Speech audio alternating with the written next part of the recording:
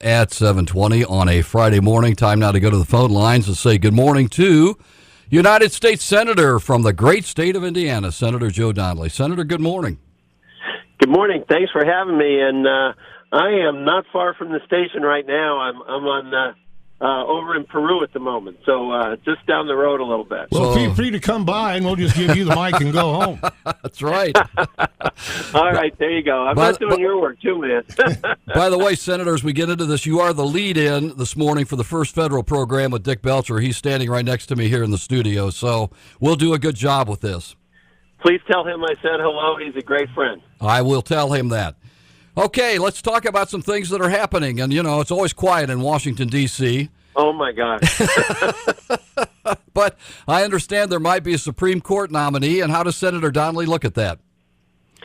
Well, I look at it as we have an advise and consent role, that the president will send us a nominee.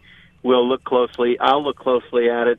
And what I've said is I met with the president last Thursday. And when I was with him, I said, Mr. President, what you need to do is nominate somebody who's moderate and common sense in the mold of a Justice Kennedy. And I said, if you do, I think you can get a really significant number of votes.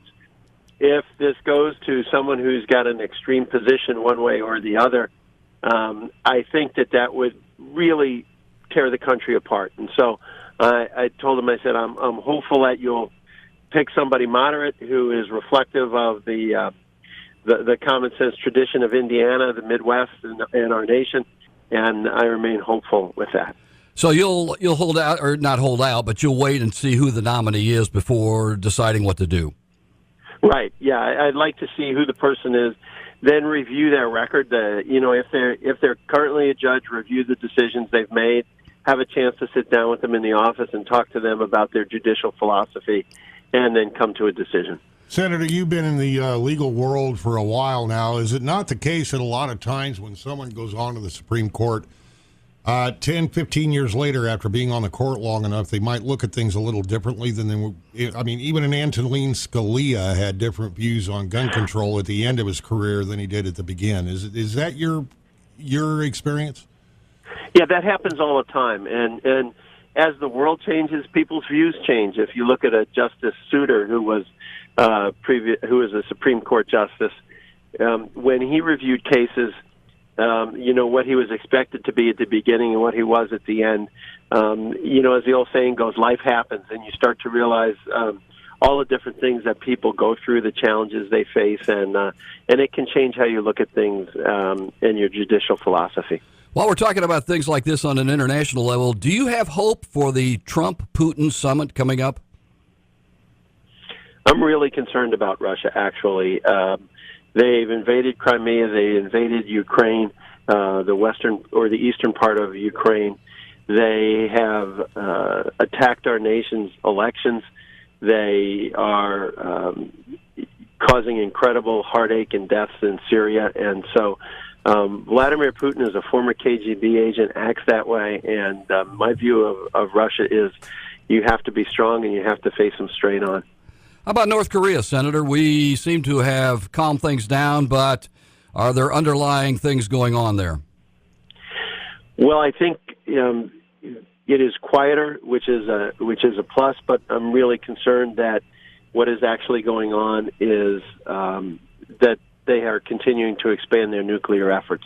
That's what has been reported in the last few days, is that they've continued to move forward with their nuclear programs. I know the Secretary of State is going over there in the next few weeks.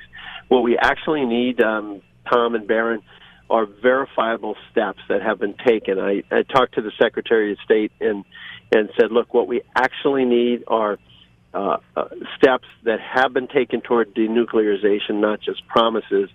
We have not gotten by the promises stage at this point. Okay, let's bring it back to Indiana. And, of course, you're traveling through central Indiana right now. Next week is the always great Fulton County 4-H Fair. Talk about the Farm Bill. That just recently passed the Senate. We did, and I pulled off the road so I wouldn't lose the signal here, and I'm looking at corn that's taller than me on the July 6th. So it's been a good year for our farmers in that way. But the Farm Bill is a strong bill for Indiana's farmers, for Fulton County's farmers. It provides crop insurance. It helps with planting flexibility. It also has significant conservation portions so that our rivers will be cleaner and cleaner every year as we move forward. And it also includes my provisions on ending the opioid scourge. It provides telemedicine in our rural communities so that you can literally be in Akron or in Fulton and be able to connect through our USDA facilities to Northwestern Hospital in Chicago, to Methodist in Indy, to Woodlawn in Rochester, to Mayo Clinic in Minnesota to try to get addiction treatment assistance. Senator, we're talking about agriculture. I'm going to combine that with foreign policy and the legend in our studio, Dick Belcher. His bank has done a lot of housing financing over the years, and a lot of these tariffs that we've been talking about have already kicked in. Some are going to kick in today. As I understand it, there's more expensive timber out there now, so the cost of starting a house up in the first place has gone up significantly. I've heard figures of an average of $6,000 per house. That's got to affect the housing market eventually. So you've been dealing with this stuff for a while. What's your feeling about our tariff war that seems to be going on? This is a very dangerous situation that's going on, especially in agriculture as well, Barron. What we've seen is soybean prices have dropped almost $2 a bushel in the last couple of months. This is becoming an extraordinarily serious situation. As we head closer toward harvest, it becomes more dangerous every day, and so we need to solve this, and we need to solve it now. Senator, we promised Ike we'd only keep you for 5 to 7 minutes this morning, and that's what we're going to stick to. But you've got a busy day today. Yeah, I apologize, and we'll get together again very, very soon. I have to be in Indy to speak to a defense contractors all across the state have come together. I serve on the Armed Services Bill, right, and on the Armed Services Committee. I'm going to lay out the bill for them. And then I actually wind up down at the Madison Regatta Parade down in southern Indiana. And so, Barron, if you see that a speedboat in the Ohio River has accidentally landed in Kentucky instead of Indiana, I might be to blame. You going to ride in one? Probably not. I probably want to, but will not be allowed to. So. Well, if you do, say hello to Mitch McConnell for us. I think I'm allowed to ride in them as long as they don't go above 30 miles an hour. But the 100-mile-an-hour deals, not so much. Senator, thank you so much for your time. Have a great day today. You. And please tell Dick I said hello. Well, he's listening, by the way. He's listening right here, so he'll take care of that.